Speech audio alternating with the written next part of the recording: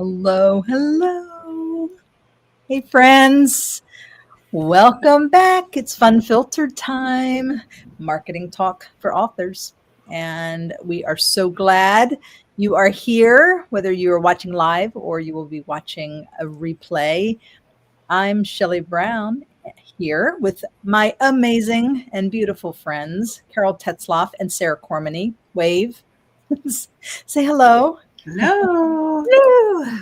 And today we've got quite a treat for y'all. We're pulling back the curtain and sharing something that is normally reserved just for our members inside Book Marketing Pro Academy. Now, in BMA, Book Marketing Pro Academy, we are currently in the middle of a 40-day step-by-step how to launch your book training.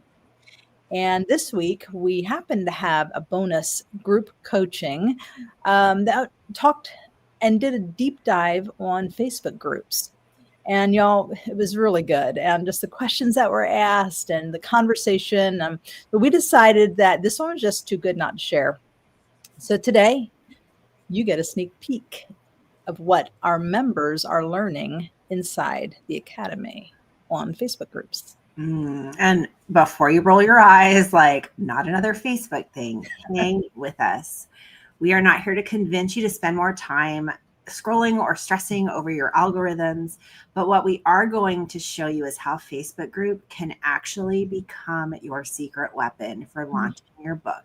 And I know it works, and it is my favorite way, just the most powerful way to leverage social media to launch your book or to just engage with your reader. Yeah, for sure. And this is really, I think, an opportunity also for us to invite you into a conversation that normally only our BMA members that they get. So we promise that you will walk away with practical steps that you can use today. So grab your coffee or your water or your LaCroix. Those are all the beverages of choice today for this crew. And let's do this. Yes. All right. So, and we are not sponsored by LaCroix, unfortunately. All right. So let's start here. Why do groups matter? Well, here's the difference, y'all. Your Facebook profile and your page are basically like standing on a stage with a microphone. You're broadcasting, right? But a group, well, that's like hosting people in your living room. They're not just listening to you, they're talking to you, to each other. And suddenly it goes from broadcasting and being a one-sided conversation to it's a community. Yes. And honestly, authentic community is where transformation happens. I was actually just talking probably a couple days ago with my son, and he's very philosophical and he waxes on about a lot of things. But we were talking about social media and the platforms that really kind of grew into this space of showing all the highlights, all the perfect places of our lives. But we don't, as followers, as readers, as buyers, that's not what we crave. We crave authenticity. Like, for instance, right now you're looking at behind me and it looks like I live in a gray corner. And I kind of probably do. But right in front of me, I have mounds and mounds of dirty, I don't even know if it's dirty laundry or if it's clean laundry at this point. So, but when we do those kind of things and we show ourselves as real people who have real struggles and real dreams, then people start to connect with us, and they're not just passively reading your posts. They're engaging, they're cheering you on, they're inviting their friends to be a part of your group. They feel like they have skin in the game when it comes to your message. Mm-hmm. So good. Yeah. And I actually, with Facebook groups, I just saw it firsthand last weekend. I spoke at an event. It was a 2-day women's conference.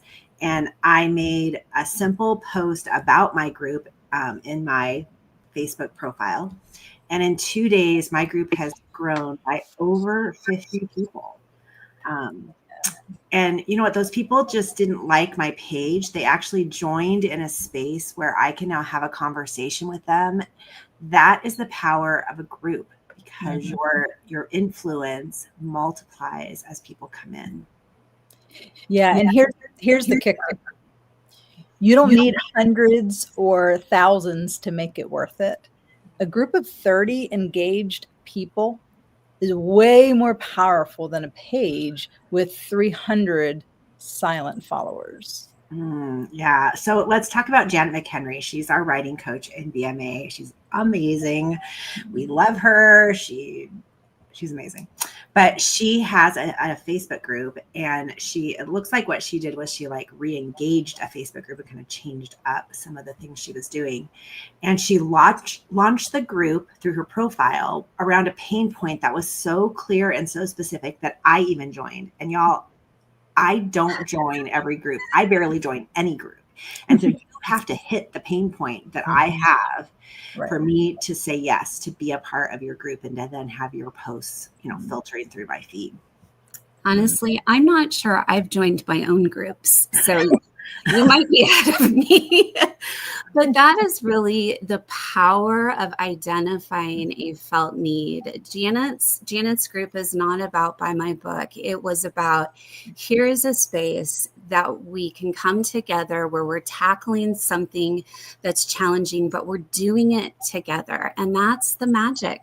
When people, not only when people feel connected to you, but when your group hits a nerve, a felt need, that's when they lean into the conversation. Yeah, and Janet's group, actually, she's not promoting her own book. She actually was utilizing someone else's.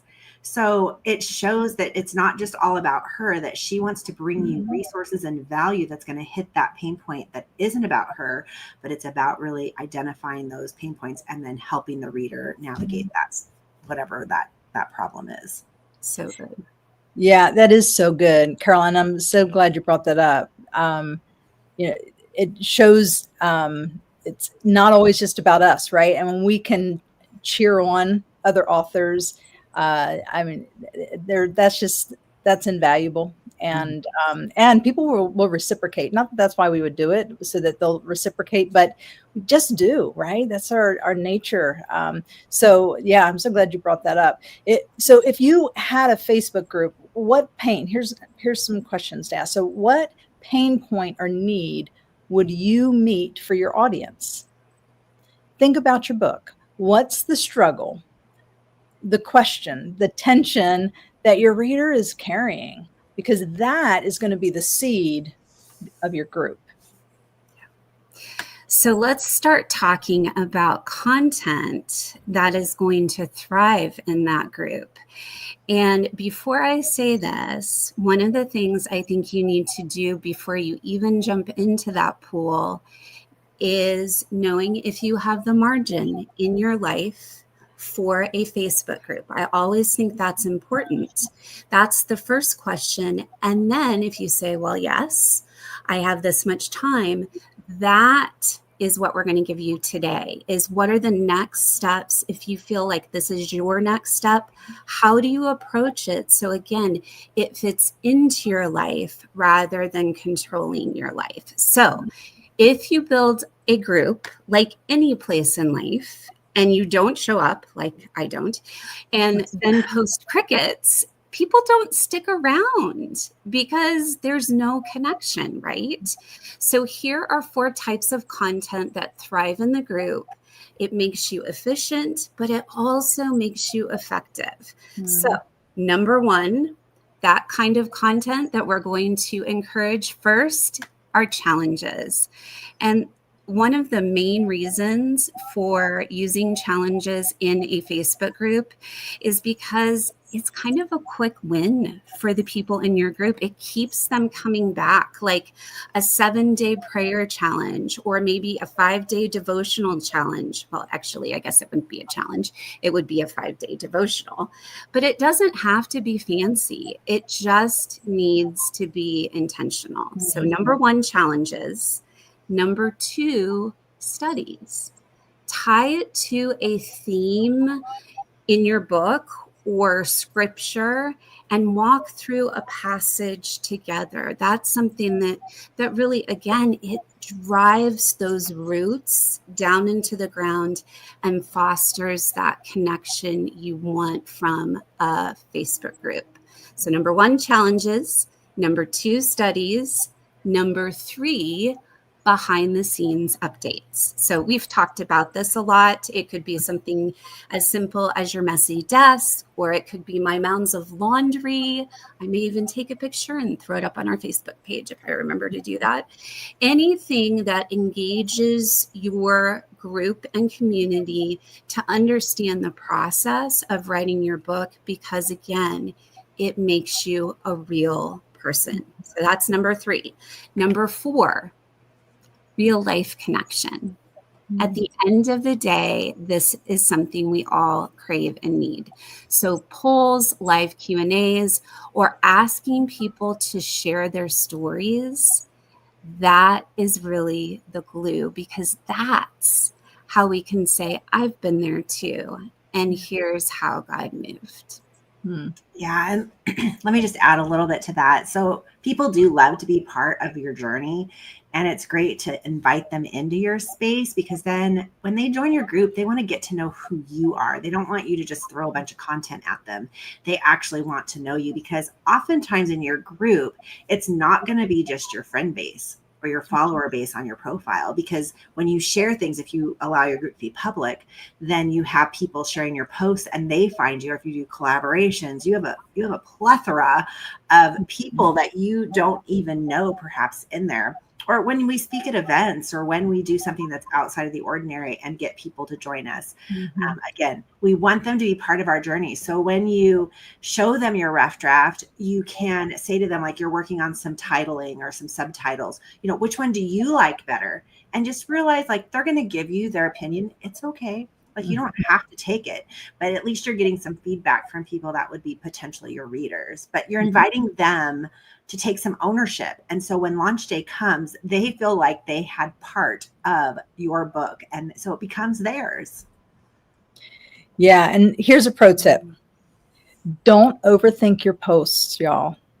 Sometimes the simplest questions get the best responses. Like, what's one word that describes your week right now? That's it.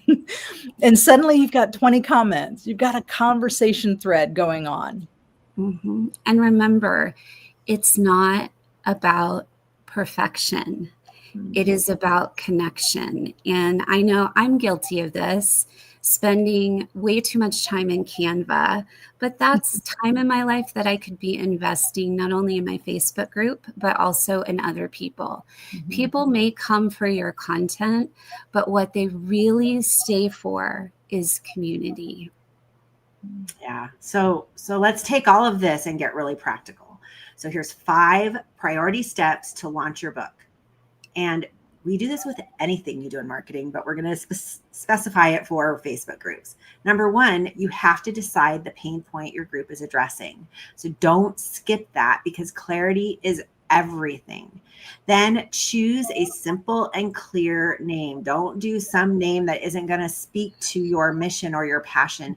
Do something that is very specific, like Moms Praying for Prodigals, instead of My Awesome Author Group. So make sure that you hit the pain point even within what you're talking about. And it's generic enough that you can really filter through other things just besides the sale of your book. Number 3, invite current connections. So start with 10 personal invites. Text them, DM them, make it warm. I give lots of tips in our Facebook, how to do a Facebook group, of how to start those invites and how to really leverage it with just a little bit of time each day to continue, especially when you're first starting out. Post something engaging right away, a poll, a question, a short devotional. Don't make people join a ghost town. You want to have some content in the group, so when they arrive, they can see what is happening. And then plan a re-engagement series. So maybe it's like a mini challenge or a themed week or a short study. Keep momentum building and get people excited to be there and really start expecting you to pop in. Yeah. And can I just say, y'all don't get stuck in perfection and paralysis. All right. Or I like to also call it paralysis analysis, right? Your group doesn't have to be perfect to start. Okay. You just need to start. You can always refine it as you go, but just start. Yep. In fact, let's make this an assignment because we all love assignments. Grab a notebook, label a page, my Facebook group plan, and then I want you to write down these 3 things. Number 1, what pain point will my group meet? Say that again. What pain point will my group meet? Number 2, what content would keep people coming back? And here I'll say, think about the content that engages you. And that might be a really good place to start. So what content would keep people coming back? And last but not least, who are the first 10 people that you are going to invite personally? 10. If you actually write this down and then forge a plan, you'll be light years ahead of most authors. Yeah. And so you're going to probably need to hit rewind, go back and watch this replay and catch those 3 things to write down. Okay. Again, so don't forget that step. All right. Your assignment. Okay. So let's shift for just a moment and talk about mindset. Because mindset's super important. If you followed us any length of time, you know how we feel about mindset here. Some of you are probably thinking, what if no one joins, right? Or what if I'm awkward and no one comments? Every author feels this way at some point. I can promise you that. The key, though, is consistency and authenticity. If you just keep showing up, people will follow your lead. Yeah. And I'll just share this. When I first launched my group, that was really focusing on the passion of my writing. The first week was really slow, like tumbleweeds. You know, I was the one that was really trying to invite people and they were kind of coming in, but it was a slow process.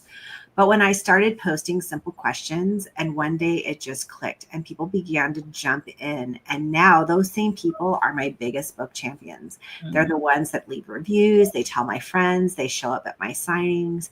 Mm-hmm. And so don't like negate small beginnings, right? We don't want to, it's okay to start with 10. Someone asked me yesterday in one of our coaching sessions, like, well, when should I start? They were talking about their email list, but the same concept. When do I start my Facebook group? How many people do I have to have on my list? I'm like, 1.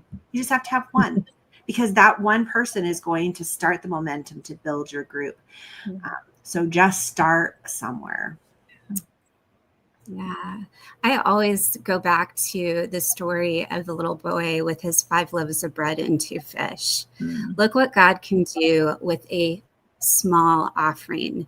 So when you face any type of marketing challenge or launch challenge, remember this: start small, serve well, and then I want you to trust God that those seeds that you have planted, He will bring to fruition in the perfect time. So good. Yeah. So here's the bottom line. Pages and profiles broadcast information, but groups build community. And when you've got community, you've got a launch team that feels invested in your message. Yeah. And remember, this was a bonus training straight out of BMA, Book Marketing Pro Academy. And we do this every week. And as we're walking through our book launch series for 40 days, giving very practical step-by-step strategies, we are going to do a deep dive in how to leverage your Facebook group for your launch, because there are so many things that I just want to tell you, because it is really the simplest way to engage people on social media. So jump in. Like, if you're interested, go to bookmarketingproacademy.com, sign up, join the fun. Sorry, I know, Sarah, you were going to say this, but be a part of it. We love working with authors. You don't have to be part of our team to be a part of our community. Right. And we're all on mission for the gospel. So let's join Yes. and do it together. Yeah. Even though Carol stole my thunder, I can add this one thing. Head to, and I love her. Thank you for, it's not many people who I will let do that. So thank you for that. Head to book marketing and see, I can't even do it right. I've got this. All right. Jesus has this. I may not have it, but head to bookmarketingproacademy.com and we would love to walk this road with you. Yeah. So go start your Facebook group. And I'm just going to say, I also give tips on how to re-engage a group that's maybe gone stagnant, because there you already have some people there and perhaps you can re-engage them and kind of shift the focus. Write down your plan and tell us what pain point you are meeting. And we will see you next time on FUNfiltered Marketing Talk for Authors. Yes. Real Bye. quick, were there any questions? Oh, I don't think Maybe there are. Sarah, for asking. No questions. If you have any questions today. You don't. Well, you know what?